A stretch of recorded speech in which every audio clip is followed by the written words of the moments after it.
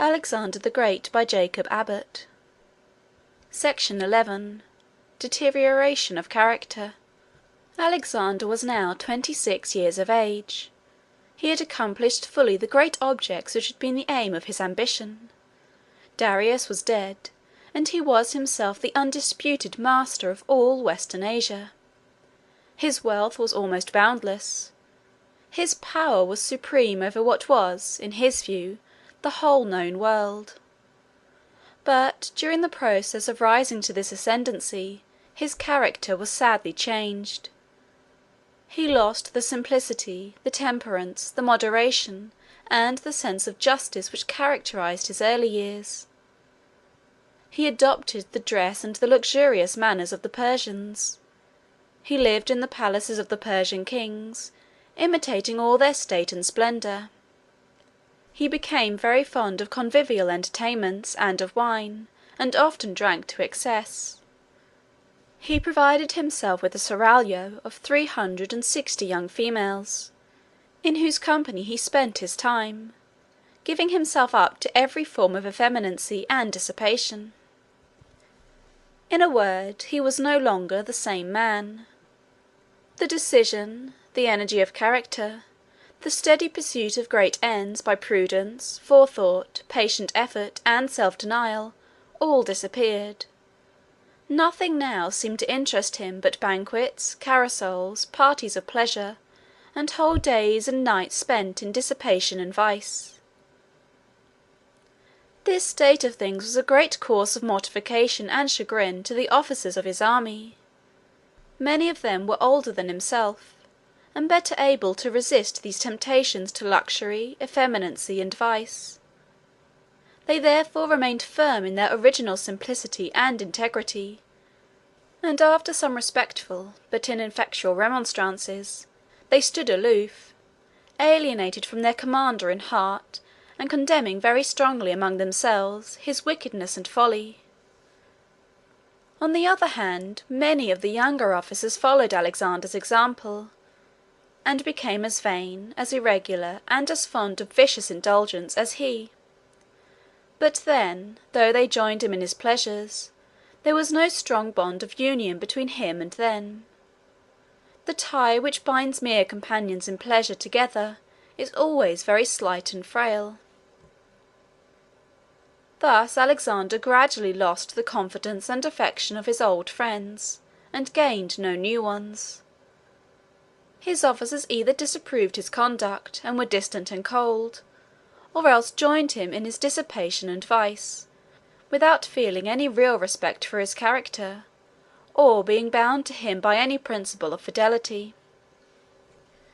Parmenio and his son Philotas were, respectively, striking examples of these two kinds of character. Parmenio was an old general, now considerably advanced in life. He had served, as has already been stated, under Philip, Alexander's father, and had acquired great experience and great fame before Alexander succeeded to the throne. During the whole of Alexander's career, Parmenio had been his principal lieutenant general, and he had always placed his greatest reliance upon him in all trying emergencies. He was cool, calm, intrepid, sagacious. He held Alexander back from many rash enterprises, and was the efficient means of his accomplishing most of his plans. It is the custom among all nations to give kings the glory of all that is effected by their generals and officers, and the writers of those days would, of course, in narrating the exploits of the Macedonian army, exaggerate the share which Alexander had in their performances, and underrate those of Parmenio. But in modern times, many impartial readers, in reviewing calmly these events, think that there is reason to doubt whether Alexander, if he had set out on his great expedition without Parmenio, would have succeeded at all. Philotas was the son of Parmenio, but he was of a very different character. The difference was one which is very often, in all ages of the world, to be observed between those who inherit greatness and those who acquire it for themselves. We see the same analogy reigning at the present day, when the sons of the wealthy who are born to fortune, substitute pride and arrogance and vicious self-indulgence and waste, for the modesty and prudence and virtue of their sires, by means of which the fortune was acquired. Philotas was proud, boastful, extravagant, and addicted, like Alexander his master, to every species of indulgence and dissipation. He was universally hated. His father, out of patience with his haughty airs, his boastings, and his pomp and parade, advised him one day to make himself less. But Parmenio's prudent advice to his son was thrown away. Philotas spoke of himself as Alexander's great reliance.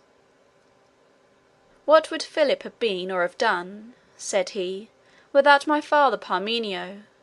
And what would Alexander have been or have done without me?" These things were reported to Alexander, and thus the mind of each was filled with suspicion, fear, and hatred toward the other. Courts and camps are always the scenes of conspiracy and treason, and Alexander was continually hearing of conspiracies and plots formed against him. The strong sentiment of love and devotion with which he inspired all around him at the commencement of his career was now gone, and his generals and officers were continually planning schemes to depose him from the power which he seemed no longer to have the energy to wield. Or at least, Alexander was continually suspecting that such plans were formed, and he was kept in a continual state of uneasiness and anxiety in discovering and punishing them. At last a conspiracy occurred in which Philotas was implicated. Alexander was informed one day that a plot had been formed to depose and destroy him, that Philotas had been made acquainted with it by a friend of Alexander's, in order that he might make it known to the king, that he had neglected to do so, thus making it probable that he was himself in league with the conspirators. Alexander was informed that the leader and originator of this conspiracy was one of his generals named Dymnus. He immediately sent an officer to Dymnus to summon him into his presence. Dymnus appeared to be struck with consternation at this summons. Instead of obeying it, he drew his sword, thrust it into his own heart, and fell dead upon the ground. Alexander then sent for Philotas, and asked him if it was indeed true that he had been informed of this conspiracy and had neglected to make it known. Philotas replied that he had been told that such a plot was formed, but that he did not believe it, that such stories were continually invented by the malice of evil-disposed men, and that he had not considered the report which came to his ears as worthy of any attention. He was, however, now convinced, by the terror which Dymnus had manifested, and by his suicide, that all was true, and he asked Alexander's pardon for not having taken immediate measures for communicating promptly the information he had received. Alexander gave him his hand, and said that he was convinced that he was innocent, and had acted as he did from disbelief in the existence of the conspiracy, and not from any guilty participation in it. So Philotas went away to his tent. Alexander, however, did not drop the subject here. He called a council of his ablest and best friends and advisers, consisting of the principal officers of his army, and laid the facts before them. They came to a different conclusion from him in respect to the guilt of Philotas. They believed him implicated in the crime, and demanded his trial. Trial in such a case, in those days, meant putting the accused to the torture, with a view of forcing him to confess his guilt. Alexander yielded to this proposal. Perhaps he had secretly instigated it. The advisers of kings and conquerors, in such circumstances as this, generally have the sagacity to discover what advice will be agreeable. At all events, Alexander followed the advice of his counsellors, and made arrangements for arresting Philotas on that very evening. These circumstances occurred at a time when the army was preparing for a march, the various generals lodging in tents pitched for the purpose.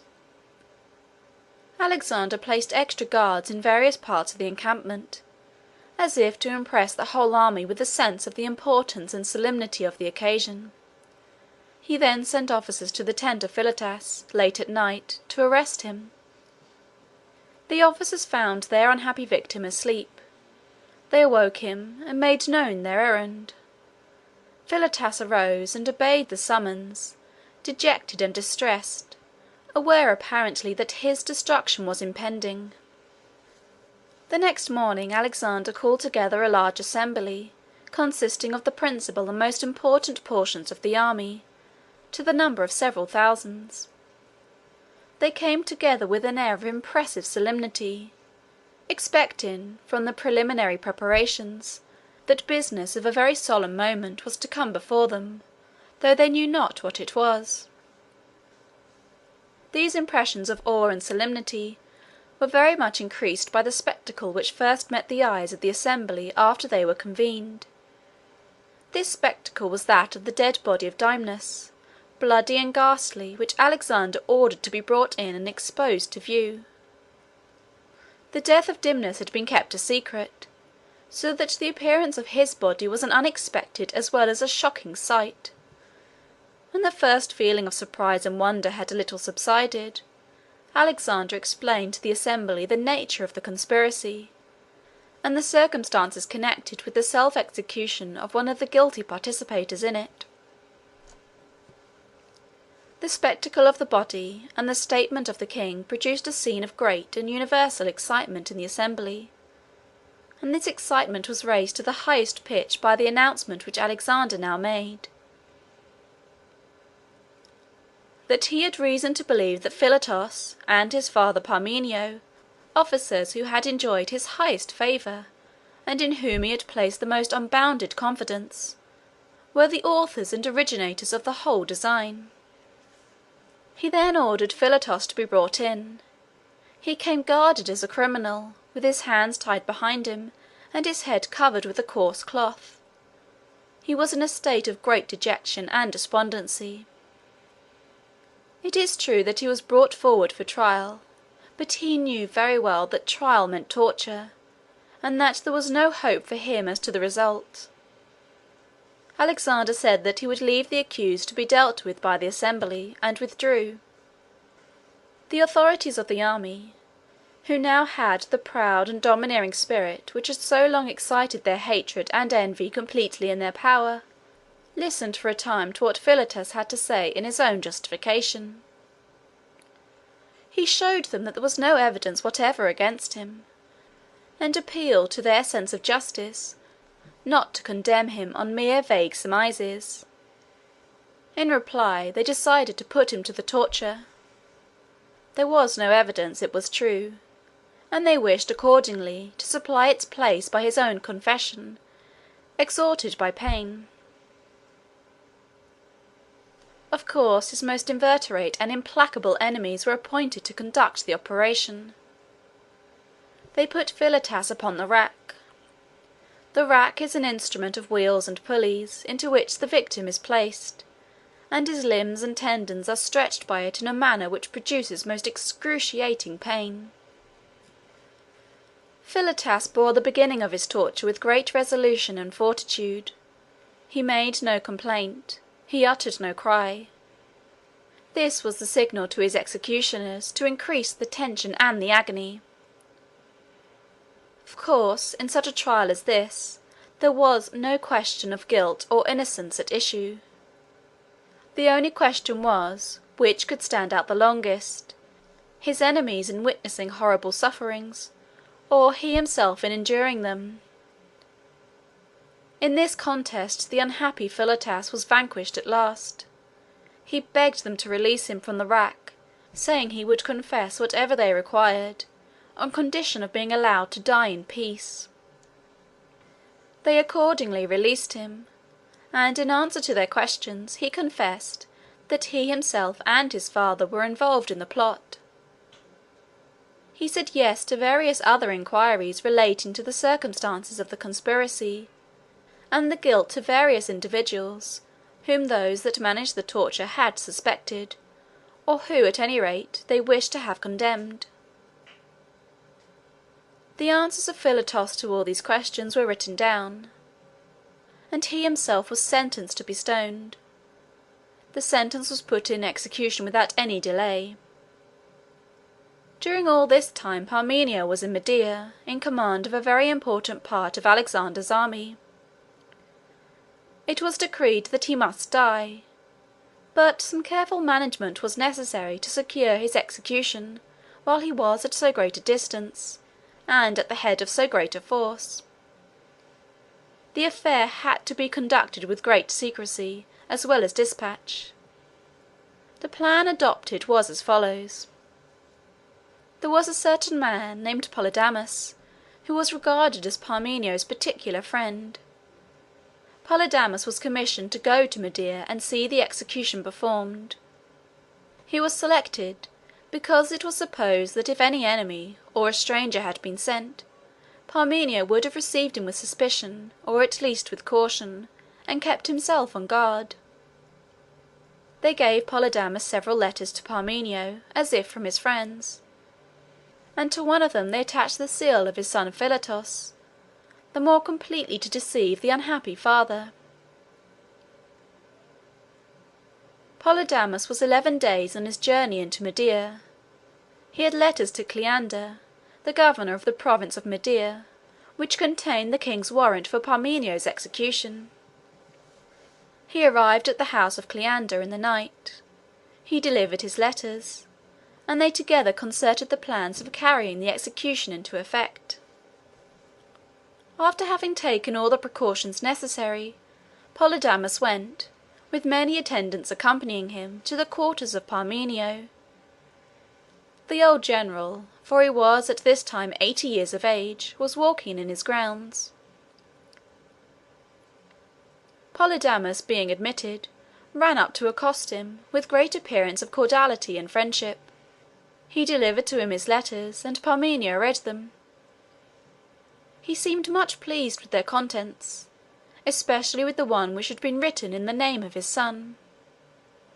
He had no means of detecting the impostor, for it was very customary in those days for letters to be written by secretaries, and to be authenticated solely by the seal. Parmenio was much pleased to get good tidings from Alexander and from his son, and began conversing upon the contents of the letters, when Polydamas, watching his opportunity, drew forth the dagger which he had concealed upon his person and plunged it into Parmenio's side. He drew it forth immediately and struck at his throat. The attendants rushed on at this signal, and thrust their swords again and again into the fallen body until it ceased to breathe. The death of Parmenio and of his son in this violent manner, when too there was so little evidence of their guilt, made a very general and a very unfavourable impression in respect to Alexander. And not long afterwards another case occurred, in some respects still more painful, as it evinced still more strikingly that the mind of Alexander, which had been in his earlier days filled with such noble and lofty sentiments of justice and generosity, was gradually getting to be under the supreme dominion of selfish and ungovernable passions. It was the case of Clitus. Clitus was a very celebrated general of Alexander's army, and a great favourite with the king. He had, in fact, on one occasion saved Alexander's life. It was at the battle of Granicus. Alexander had exposed himself in the thickest of the combat, and was surrounded by enemies. The sword of one of them was actually raised over his head, and would have fallen and killed him on the spot, if Clitus had not rushed forward and cut the man down, just at the instant when he was about striking the blow. Such acts of fidelity and courage as this had given Alexander great confidence in Clitus. It happened, shortly after the death of Parmenio, that the governor of one of the most important provinces of the empire resigned his post. Alexander appointed Clitus to fill the vacancy. The evening before his departure to take charge of his government, Alexander invited him to a banquet made partly at least in honour of his elevation. Clitus and the other guests assembled. They drank wine as usual with great freedom. Alexander became excited and began to speak, as he was now often accustomed to do, boasting of his own exploits, and to disparage those of his father Philip in comparison. Men half intoxicated are very prone to quarrel, and not the less so for being excellent friends when sober. Clitus had served under Philip.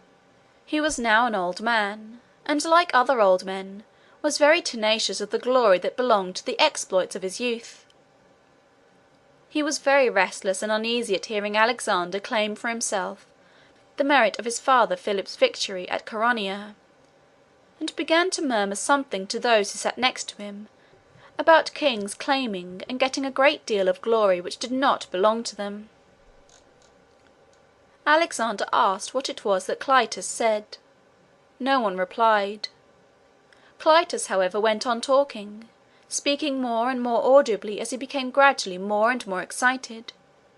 He praised the character of Philip, and applauded his military exploits, saying that they were far superior to any of the enterprises of their day.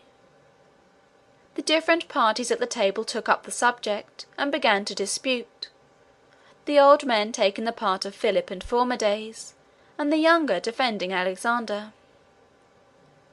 Clitus became more and more excited. He praised Parmenio, who had been Philip's greatest general, and began to impugn the justice of his late condemnation and death. Alexander retorted, and Clitus, rising from his seat, and losing now all self-command, reproached him with severe and bitter words. "Here is the hand," said he, extending his arm, "that saved your life at the battle of Granicus, and the fate of Parmenio shows what sort of gratitude and what rewards faithful servants are to expect at your hands." Alexander, burning with rage, commanded Clitus to leave the table. Clitus obeyed, saying, as he moved away, "He is right not to bear free-born men at his table who can only tell him the truth. He is right. It is fitting for him to pass his life among barbarians and slaves, who will be proud to pay their adoration to his Persian girdle and his splendid robe." Alexander seized a javelin to hurl at Clitus's head. The guests rose in confusion, and with many other outcries pressed around him. Some seized Alexander's arm, some began to hurry Clitus out of the room, and some were engaged in loudly criminating and threatening each other. They got Clitus out of the apartment, but as soon as he was in the hall he broke away from them, returned by another door, and began to renew his insults to Alexander. The king hurled his javelin and struck Clitus down, saying at the same time, "Go then, and join Philip and Parmenio." The company rushed to the rescue of the unhappy man, but it was too late. He died almost immediately. Alexander, as soon as he came to himself, was overwhelmed with remorse and despair. He mourned bitterly for many days the death of his long-tried and faithful friend, and execrated the intoxication and passion on his part which had caused it. He could not, however, restore Clitus to life, nor remove from his own character the indelible stains which such deeds necessarily fixed upon it. End of section 11.